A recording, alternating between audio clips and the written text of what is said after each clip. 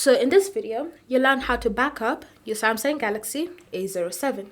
So if you want to ensure that your data is constantly being backed up to avoid any issues when it comes to data loss, then this is what you're going to do. You're going to start by opening the Settings app, and then under Settings, you want to scroll and select the option Accounts and Backup. From here, tap on Backup Data. Now you have two options that you're given on your Samsung phone. You have Backup to Samsung Cloud, which means that you need to have a Samsung account added onto your device if you want to go through that process. And then you have Backup to Google Drive. You need a Google account added to your phone to go through that process. So choose the one you would prefer to use and select it. And then from here, it will start detecting the data that needs to be backed up. Once you've chosen the data that you want backed up, whether it's apps, photos and videos, SMS, you're just going to select Backup Now and simply wait for the backup process to complete itself.